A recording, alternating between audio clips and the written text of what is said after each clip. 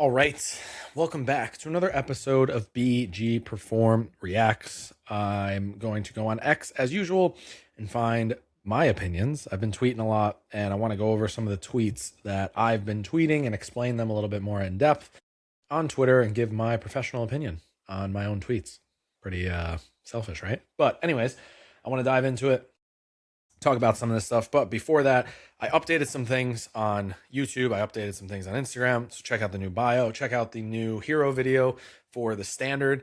If you are a coach and you're struggling with your own training, I know this is something that's very difficult to talk about because you are a coach and you're coaching other people, but sometimes it's hard, and I personally haven't been there. I always make time to train. I always make time because I think that that's something that is as a part of my job, right? So not bragging about it, but I want to put it out there and say that I can help you manage your training better so you can keep helping your clients, right? Your clients are going well, your training's going well, your programming is going well, but the fitness always tends to fall to the side, and that's the first thing. And I want you to know that like your clients feel that, right? Your clients feel when you're not training up to 100% and you're not doing your part. And I want to help you with that. So if you're interested in that, check out www.bgperform.com/training or click the link in my Instagram bio and it'll take you right to everything and you can check that out. So we'll get into this today. We're going to share our screen. So I've been tweeting all week and I want to go over a couple things. And then there's a couple other tweets I have that I want to dive into. But we'll start with this one. So your morning ritual doesn't need to be a 5-step ritual. It needs to be something that is sustainable. One non-negotiable in the morning tells yourself, I'm in control today. What's yours? Mine always is my CEO review. So essentially I go over my day, I set my priorities for the day, and I lay out what success is going to look like for me in that day. Right. And you might be asking, like, what's a CEO review? It's essentially a starting point for the day or the week. And if you're not aware of what's going on in your day, to me, it's impossible to be successful, right? Like if you're not aware of what needs to be done, then you're probably not going to get that stuff done, or it's not going to be up to the best of your ability because you're not going to be prepared for it. Right. And I think too many people get caught up in trying to make like this perfect morning routine as opposed to like just getting what's in your head out of it on paper and organizing it so you know how to move forward, right? I was, you know, notorious for leaving stuff in my head when I was like had ideas, and I was like, oh, there's no way I'm gonna forget this. I'm not gonna forget this. And then 20 minutes later, I'm like, damn, what was I thinking? Or 2 days later, I was like, I didn't remember it. So I really had to start, like, the best purchases I've made so far were like a little notebook and then this planner, right? And if you can't see that, I have a planner and like a little notebook that I write in. And that just allows me to kind of get all the thoughts out of my head onto paper so they're not just sitting up here and I can go back and look at them again, right? And that's what I do basically every single morning. I whatever thoughts are in my head, I try to get them out onto paper so I can look them over and understand it and break them down moving forward. So hopefully that makes sense and it's very useful. Another tweet for myself. Own up to your mistakes as a coach. We aren't perfect, and neither is the client. When we make mistakes, it's important to explain and come back with solutions, and that is the growth of a coach. I think it's really important as a coach. Sometimes we kind of have this, I don't want to say like this complex, but we're afraid to make mistakes, or we're afraid to own up to mistakes. And I think as coaches, it's really important to try new things and put ourselves out there, but it's also important to say like, hey, that didn't work like I thought it was going to work. Or, yeah, we made some mistakes, but how do we progress this? And how do we reach a happy medium between the two of us, right? Meaning you and the client, or you and the clients, whatever, however many people you deal with. But you have to own up to your mistakes as a coach. And that's how you get better, right? And I've had some conversations with clients over the last couple months and last couple weeks, and whether it be progressions inside of programming, or whether it be decisions on patterns, or just little things here and there. And I try to be really aware of those situations where I'm like, hey, maybe I didn't make the right decision here, or yeah, I think we could have done better, and I'll always take the blame, right? But I always want that in return as well. So when clients feel like they're not doing well, or feel like there's something that they need, because it happens a lot, and it doesn't mean it's their fault or your fault. It just means there's a disconnect in what's going on. but we have to be honest about where that's coming from, right? And sometimes it might be program design, sometimes it might be, lack of we'll call it compliance on the client end, right? So we just got to be aware of that. But as coaches, it's really important for a client to say like, hey, or to see a coach go, hey, yeah, I think we probably could have done better, that's on me, but how can we move forward and make this better, right? And not seeing constant mistakes being made, but when they do come, hopefully few and far between, they're and you're coming back with a solution too. It's not just like, oh, I made a mistake, I don't know what to do, right? It's like, hey, here's what I think I did wrong, but this is where I think we need to go now, right? And I think that's really important as a coach.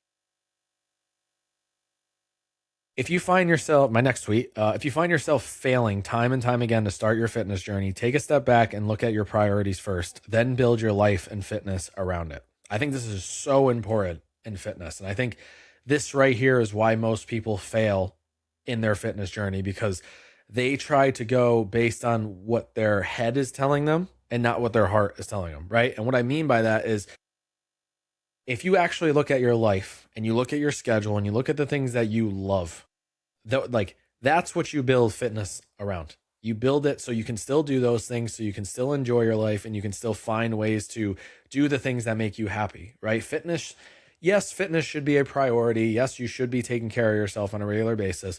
But for people who don't love fitness like that, or do it for, reasons that aren't trying to, get to a certain body fat percentage or look a certain way. Some people just really want to work out so they feel better, right?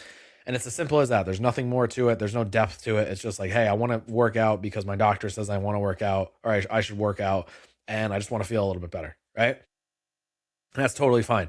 But if you keep failing in that journey, if you do have a specific goal and you find yourself being like, hey, I want to lose weight, but every time I start, I fail, or I stop after a couple weeks, or I stop after a couple months, or I'm not finding that rhythm, it's because your priorities aren't lining up inside of fitness, and you're pushing or sacrificing in a way that isn't sustainable or isn't worth it to you at the end of the day, right?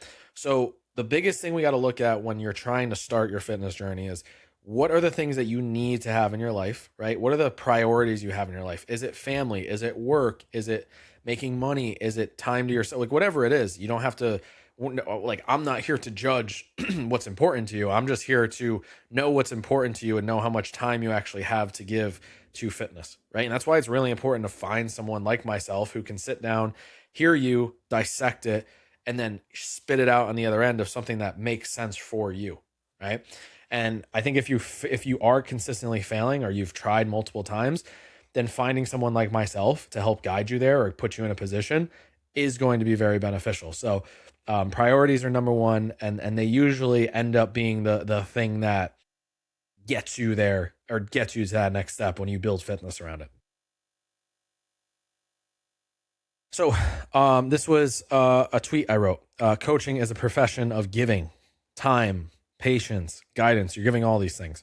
When was the last time you gave to yourself, right? As coaches, we need to continue to invest in ourselves, whether it be education, physical training, aligning our lives with what's going on in a way, right? There's so much that we aren't doing for ourselves that it at some point the well is going to run dry, right? And one of the things I've noticed lately is I traveled the world for 4 years as a coach, right? And I've been to 10 different countries. I've talked to hundreds of coaches, and a lot of them have the same issue. They're doing great.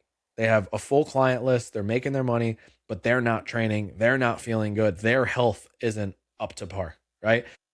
And you'd be surprised at how many coaches are feeling like that. Now, there's a way around it, and sometimes you need a coach too, right? And that's as simple as that. It's just you need someone to hold you accountable because you're the one who's having to hold everybody else accountable, right? And it's a weird concept, but like if you don't take that time and outsource that to somebody else because you're struggling with it, then you're only doing your clients a disservice. Because I really believe as a coach, you should be training, because that is part of our job, right? That's our R&D, that's our development, that's our research, that's all the things that we need to be doing to make sure we're progressing and finding new ways to train people, right? So you need to be doing that. And if you're not doing that, again, like your clients are going to feel that. Like it's as simple as that. Like they're going to feel that difference between you telling them to train and then you not training. And in my opinion, it's inexcusable for a coach to not find time to train. So if you want help with that, the link's right here, www.bgperform.com /training, and you can find everything you need. My last tweet. Coaches, in my professional opinion, if you're not making time to train, you're doing your clients a disservice. Hold yourself accountable and make time to train. I just said it. I'll say it again. It's so important. Like, your clients you shouldn't be telling people to do stuff you wouldn't do yourself, right? That's the epitome, or maybe epitome is the right word, but that is what a coach is. A coach is someone who's doing something and then bringing someone up to your level. Like, you're helping someone get up to your level.